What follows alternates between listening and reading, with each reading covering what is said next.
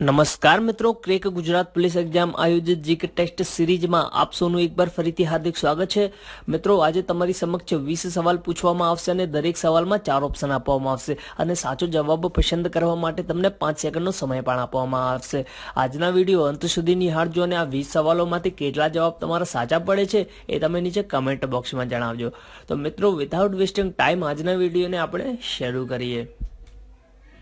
મિત્રો, પહેલો પ્રશ્ન છે કે ધોલાવીરા એ કઈ નદી કિનારે આવેલ છે? સિંધુ ઘાટી સભ્યતાનો પ્રશ્ન છે કે ધોલાવીરા કઈ નદી કિનારે આવેલ છે? A Bhadar, option B Bhogavo, option C Ludi, option D Morai.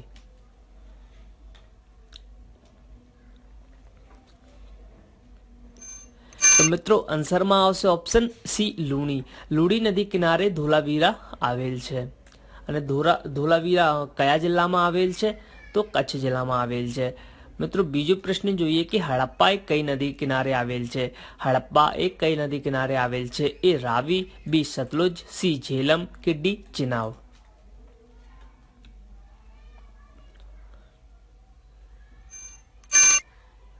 તો મિત્રો, આન્સરમાં આવશે ઓપ્શન એ રાવી। હડપ્પા એ રાવી નદી કિનારે આવેલ છે અને દયારામ સાનીએ 1921માં હડપ્પાની શોધ કરી હતી। ત્રીજો પ્રશ્ન જોઈએ કે લેન પુલે કોને લઘુ અકબર કહ્યા હતા? લેન પુલે કોને લઘુ અકબર કહ્યા છે? એ દારાસિકો, બી ઔરંગઝેબ, સી શાહજહાં કે ડી બહાદુર શાહ જફર।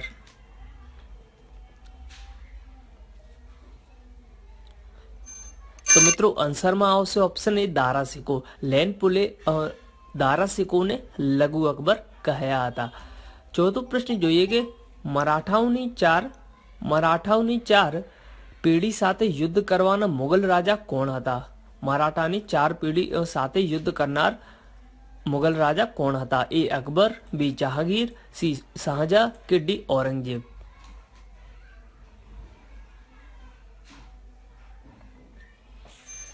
તો મિત્રો, આન્સરમાં આવશે ઓપ્શન, અહીંયા આન્સર આપેલ નથી પણ આન્સરમાં આવશે ઓપ્શન ડી ઔરંગઝેબ।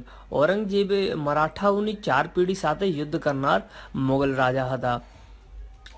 નેક્સ્ટ પ્રશ્ન જોઈએ કે ઔરંગઝેબની મૃત્યુ ક્યાં થઈ હતી? ઔરંગઝેબની મૃત્યુ એ ક્યાં થઈ હતી? એ દાહોદમાં, બી અહેમદનગરમાં, સી મહેસાણામાં કે ડી નખત્રાણામાં।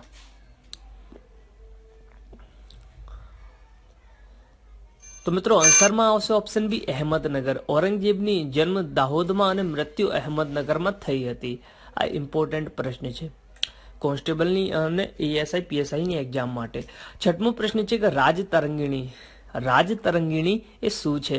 એ ગુજરાતનો ઇતિહાસ, બી સિંધુ નદીનો ઇતિહાસ, સી કાશ્મીરનો ઇતિહાસ કે ડી પંજાબનો ઇતિહાસ।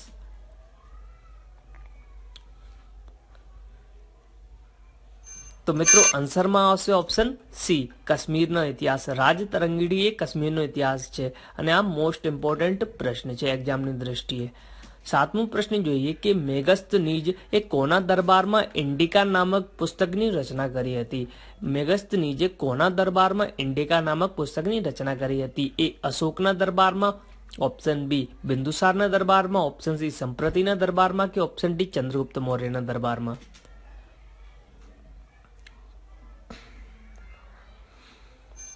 તો મિત્રો, આન્સરમાં આવશે ઓપ્શન ડી ચંદ્રગુપ્ત મૌર્યના દરબારમાં।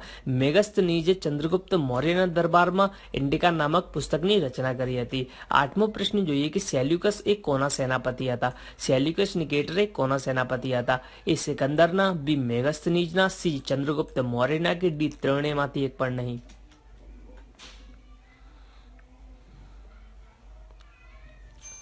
તો મિત્રો, આન્સરમાં આવશે ઓપ્શન એ સિકંદર।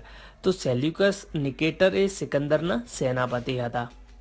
નવમો પ્રશ્ન જોઈએ કે ભારતમાં આવનાર સૌપ્રથમ ચીની યાત્રાળુ કોણ હતું?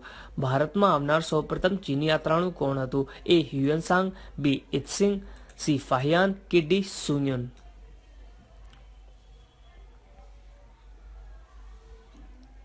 તો મિત્રો, આન્સરમાં આવશે ઓપ્શન સી ફાહિયાન।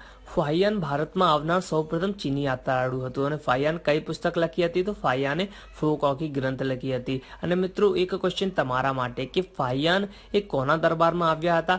એ તમે નીચે કમેન્ટ બોક્સમાં જણાવો। 10મો પ્રશ્ન છે કે પાટણમાં પંચાસરા પારસનાથ દેરાસરે કોણે બનાવ્યું હતું? પાટણમાં પંચાસર પારસનાથ દેરાસરે કોણે બનાવ્યું હતું? એ વનરાજ ચાવડા, બી કર્ણદેવ વાઘેલા, સી મૂલરાજ સોલંકી, ડી વિમલદેવ.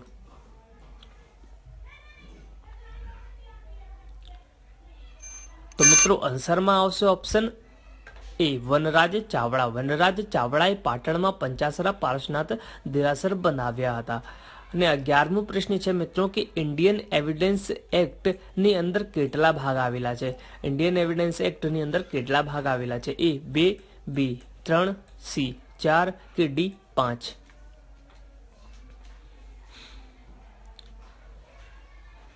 તો મિત્રો આન્સરમાં આવશે ઓપ્શન બી 3. ઇન્ડિયન એવિડન્સ એક્ટની અંદર 3 ભાગ આવેલા છે અને એ ભાગ કયા કયા છે એ તમે નીચે કમેન્ટ બોક્સમાં જણાવો. 12મો પ્રશ્ન છે કે આઈપીસી પ્રમાણે નીચેના પૈકી કઈ બાબત સહગુનેગાર સાબિત કરવા માટે મહત્વની છે? આઈપીસી પ્રમાણે નીચેના પૈકી કઈ બાબત સહગુનેગાર સાબિત કરવા માટે મહત્વની છે? એક સરખા હથિયાર, બી એક સરખા ઇરાદો, સી એક સરખા વાહનોનો ઉપયોગ કે ડી એક જ સ્થળે હુમલો.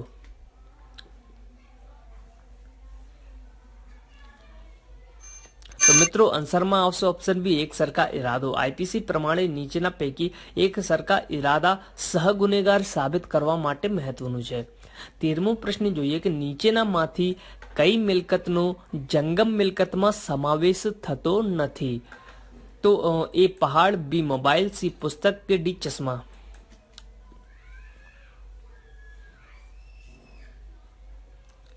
તો મિત્રો આન્સરમાં આવશે ઓપ્શન એ પહાડ. પહાડનો જંગમ મિલકતમાં સમાવેશ થતો નથી. 2 પ્રકારની મિલકત હોય છે, એક જંગમ મિલકત અને બીજી સ્થાવર મિલકત. પહાડ એ સ્થાવર મિલકત છે. એક જગ્યાથી બીજી જગ્યાએ ટ્રાન્સફર ના થઈ શકે એટલા માટે પહાડ એ સ્થાવર મિલકત છે. અને મોબાઈલ, પુસ્તકો અને ચશ્મા એ ચોરી થઈ શકે છે એટલા માટે એ જંગમ મિલકત છે.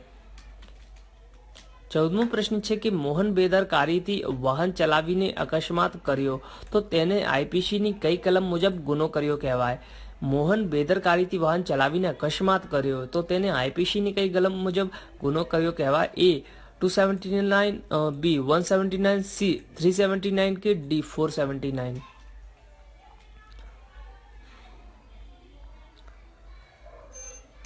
તો મિત્રો આન્સરમાં આવશે ઓપ્શન એ 279. મોહન બેદરકારીથી વાહન ચલાવીને અકસ્માત કર્યો તો તેને આઈપીસીની 279 નંબરની કલમ મુજબ ગુનો કર્યો કહેવાય. 15મો પ્રશ્ન છે સાયન્સ રિલેટેડ કે હવામાં રહેલો કયો વાયુ જંતુનાશક છે? હવામાં રહેલો કયો વાયુ જંતુનાશક છે? એ ઓઝોન, બી ઓક્સિજન, સી નાઇટ્રોજન કે ડી કાર્બન ડાયોક્સાઇડ.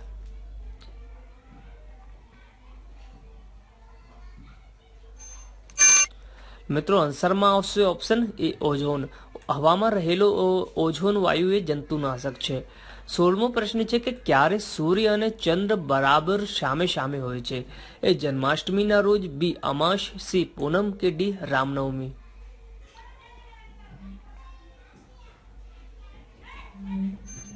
તો મિત્રો આન્સરમાં આવશે ઓપ્શન સી પૂનમ. પૂનમ ક્યારે સૂર્ય અને ચંદ્ર બરાબર સામે હોય છે? તો પૂનમના રોજ. 17મો પ્રશ્ન છે કે ગામા કિરણોના શોધક કોણ હતા? ગામા કિરણોના શોધક કોણ હતા? એ વિલાર્ડ, બી રુથરફોર્ડ, સી ડાલ્ટન કે ડી રોન્ટજન. તો મિત્રો આન્સરમાં આવશે ઓપ્શન એ વિલાર્ડે. વિલાર્ડે ગામા કિરણોના શોધક હતા. 18મો પ્રશ્ન છે કે ભારતમાં બ્રિટિશ શાસન કાળ દરમિયાન લોર્ડ ક્લાઇવે દાખલ કરેલી દ્વિમુખી પદ્ધતિ શાસન પદ્ધતિ કોણે બંધ કરી હતી? એ લોર્ડ કર્ઝને, B lord Dalhousie, C lord Hasting કે ડી લોર્ડ કોર્નવોલિસ.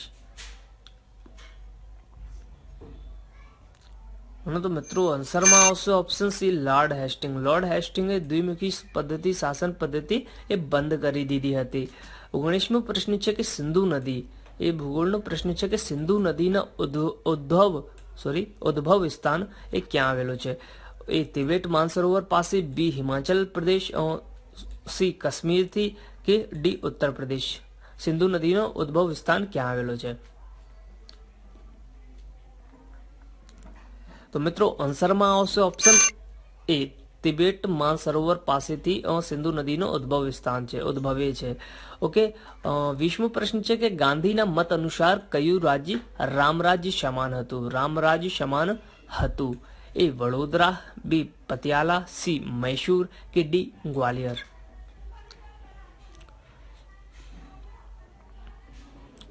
અને તો મિત્રો આન્સરમાં આવશે ઓપ્શન એ વડોદરા. ગાંધીજીના મત અનુસાર વડોદરા રાજ્ય રામરાજ્ય સમાન હતું. પ્રીવિયસ વિડીયોનો આન્સર છે તમિલનાડુ, કે કમલા હેરિસની માતાનું જન્મ ભારતના તમિલનાડુ રાજ્યમાં થયું હતું. મિત્રો એક ક્વેશ્ચન તમારા માટે કે કયું લોર્ડ પોતાને બેંગાલ ટાઈગર તરીકે ઓળખાવતો હતો? પ્રીવિયસ વિડીયો જોયું હશે તો આન્સર તમને તરત જ આવડી જશે.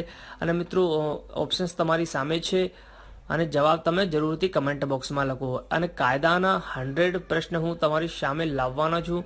તો મિત્રો 1-2 દિવસમાં એ અપલોડ કરી દઈશ. અને મિત્રો આ વિડીયો તમને હેલ્પફુલ લાગ્યો હોય તો એક લાઇક જરૂરથી કરજો. અને ચેનલને સબસ્ક્રાઇબ કરવાનું હજુ પણ તમે બાકી છો તો ચેનલને સબસ્ક્રાઇબ કરી બાજુમાં આવતા બેલ આઇકનને પ્રેસ કરજો, જેથી તમને અમારા આવનારા વિડીયોની નોટિફિકેશન સૌથી પહેલાં મળે. તો ફરી એક નવા વિડીયો સાથે મળીશું. જય હિન્દ, વંદે માતરમ.